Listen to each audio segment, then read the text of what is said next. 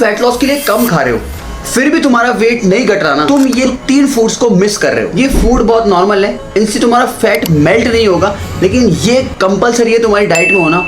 ये तुम्हारी fat loss process को बहुत इजी कर देते हैं। और तीसरा वाला तो सबके घर में अवेलेबल होता है, बस लोग इसकी पावर को अंडर एस्टिमेट कर देते हैं। सबसे पहला है भैया प्रोटीन रिच फूड। देखो प्रोटीन रिच फूड कोई जादू नहीं है। मैक्सिमम लोगों का एक क्वेश्चन होता है कि हमें बार बार भूख लगती है, हमें क्रेविंग्स होती है, हम कैसे इसको कंट्रोल करें, और उसी के चक्कर में वो कुछ गलत खा लेते हैं और उनका जो डाइट प्लान है ना वो डिस्टर्ब हो जाता है और उनकी बॉडी में फैट डिपॉजिट होना स्टार्ट हो जाता है। देखो प्रोटीन रिच फूड क्या करता है, आपको लॉन्ग टाइम तक फुलर रखता है। उससे क्या होता है, आपको क्रेविंग्स नहीं होती है, आपको ज़्यादा भूख नहीं लगती है, आप लॉन्ग टाइम तक फुलर फील करते हो।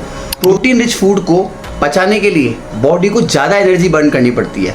जैसे कार्ब्स और फैट्स को पचाने से ज़्यादा एनर्जी बर्न करनी पड़ती है प्रोटीन रिच फूड को पचाने के लिए। तो उसमें भी क्या होता है, बॉडी की बहुत ज़्यादा कैलोरीज बर्न होती है, उससे भी आपका फैट लॉस प्रोसेस है ना बहुत ईजी हो जाता है। मैक्सिमम लोग यही गलती करते हैं, भैया डाइट तो फॉलो करते हैं, वेजिटेबल्स खाएंगे, फ्रूट्स खाएंगे, लेकिन प्रोटीन रिच फूड्स नहीं खाएंगे जो उनका एपेटाइट सप्रेस करेंगे, जो उनकी भूख को दबाएंगे, जिससे उनको ज़्यादा भूख नहीं लगेगी और वो एक मील पर लॉन्ग टाइम तक सस्टेन कर पाएंगे और अपना डाइट प्लान फॉलो कर पाएंगे। दूसरा है भैया फाइबर रिच फूड्स, ओट्स, दाल, फ्रूट्स, वेजिटेबल, सलाद।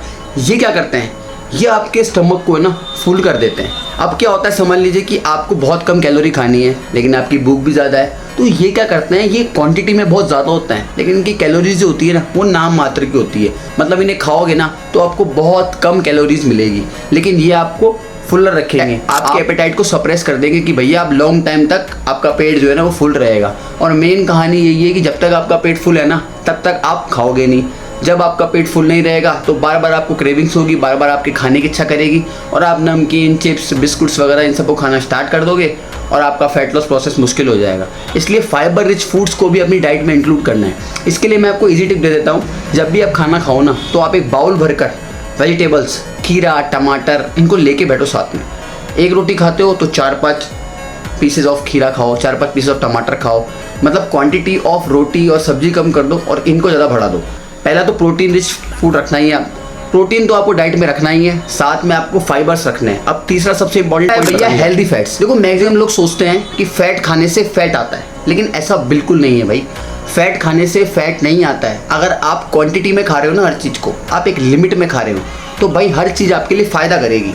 अब आप अगर उसको खाए जा रहे हो और कुछ आप पे कंट्रोल नहीं है, आप बस खाए जा रहे हो, तो भैया आप कुछ भी खाओ, अब से अच्छी चीज़ भी खाओगे ना, सबसे हेल्दी चीज़ भी खाओगे तो वो भी आपको नुकसान करेगी। अब पानी भी अगर अनलिमिटेड पीने लग जाओगे ना तो बॉडी के अंदर दिक्कत होना स्टार्ट हो जाएगी। इसलिए भैया लिमिट में कोई भी चीज़ खाओगे ना तो आपको उस चीज़ का फ़ायदा मिलेगा।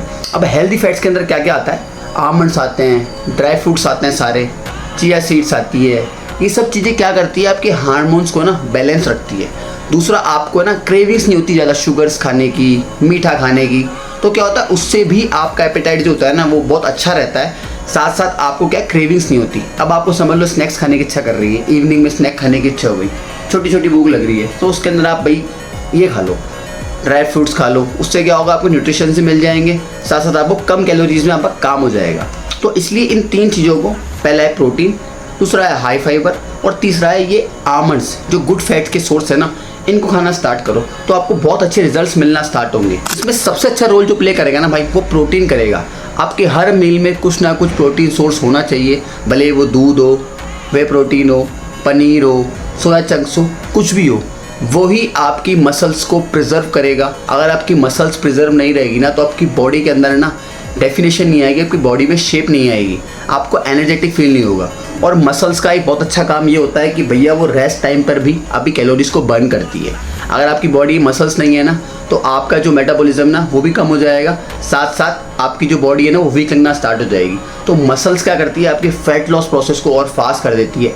आपकी बॉडी है ना वो एथलेटिक टाइप बन जाती है, आपकी बॉडी एक वेल डिफाइंड शेप में आ जाती है। इसलिए प्रोटीन का और स्ट्रेंथ ट्रेनिंग का आप बिल्कुल ध्यान रखें। आपने बहुत लोगों को देखा होगा कि वो जब फैट लॉस करते हैं ना तो उसके बाद ऐसे लगता है कि बहुत कमज़ोर से हो गए हैं या कोई बीमारी से उठ के आए हैं। इसलिए होता है क्योंकि वो भी इन 3 फूड्स को अवॉइड करते हैं। देखो ये 3 फूड है ना, ये बहुत इंपॉर्टेंट रोल प्ले करते हैं आपकी बॉडी के अंदर। इनको अवॉइड कर अगर आप अपना फैट लॉस प्रोसेस सोच रहे हो ना कि मेरा फैट लॉस इजीली हो जाएगा, तो भाई मुश्किल है। हो तो जाएगा, लेकिन एक अच्छा सुंदर और एक आपकी बॉडी बहुत वेल स्ट्रक्चर में रहेगी जब आप इन फूड को अपनी डाइट में ऐड करोगे और अपने फैट लॉस जर्नी को एंजॉय करोगे।